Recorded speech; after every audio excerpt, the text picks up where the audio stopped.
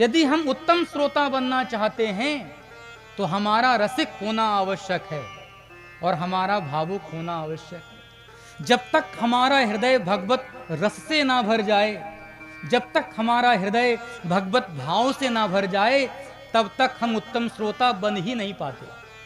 उत्तम श्रोता बनने के लिए जीव का रसिक होना और भावुक होना नितांत आवश्यक है।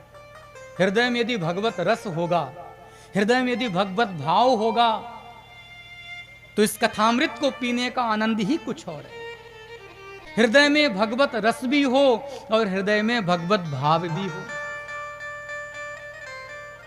एक उत्तम श्रोता को कैसा होना चाहिए, यदि ये सीखना है तो श्री हनुमान जी महाराज का जीवन दर्शन देखो।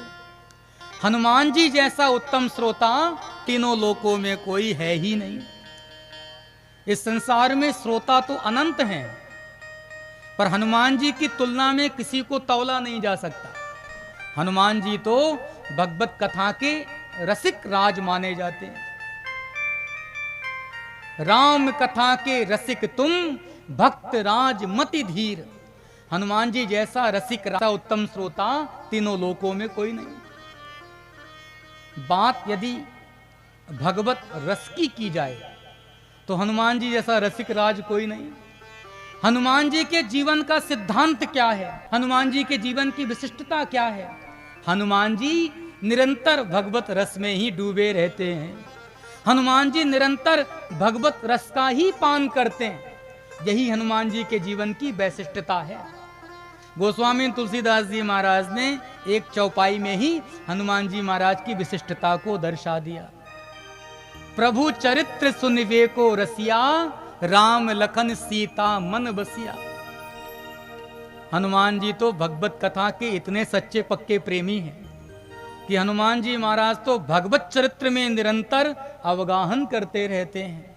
भगवत कथा गंगा में निरंतर गोते लगाते रहते हैं। हनुमान जी जैसा रसिक श्रोता तीनों लोकों में कोई नहीं।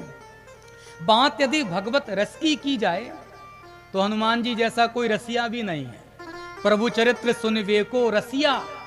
और बात यदि भगवत भाव की जाए तो हनुमान जी महाराज का हृदय भगवत भाव से भरा है। हनुमान जी महाराज तो इतने बड़े भावुक हैं कि भगवत गुणानुवाद सुनकर हनुमान जी महाराज के नेत्र सजल हो जाते हैं, हृदय भाव से भर जाता है। भगवत कथा सुनते सुनते हनुमान जी के नेत्र सजल हो जाते हैं, नेत्र से भगवत भाव के अश्रु बहने लग जाते हैं।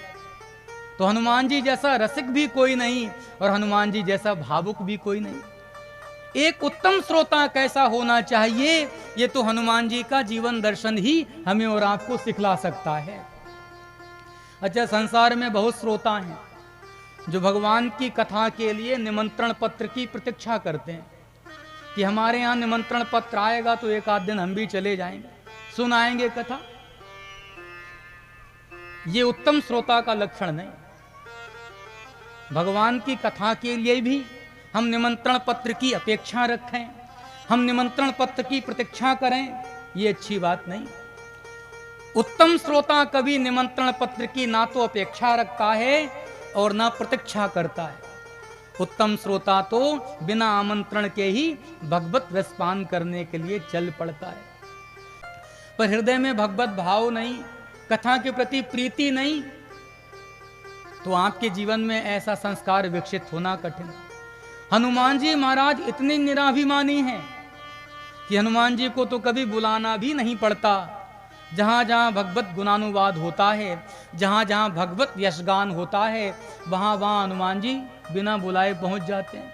यत्र यत्र रघुनाथ कीर्तनम, जहाँ जहाँ भगवान का गुणगान होता है, तत्र तत्र कृतमस्तकांजलिम, वहाँ हमारे श्री हनुमान जी महाराज बिना बुलाए पहुँच जाते हैं। तो एक उत्तम श्रोता को ऐसा होना चाहिए, बुलाना ना पड़े, बिना बुलाए हम भागवत पांडाल में पहुँच जाएं। सत्य ही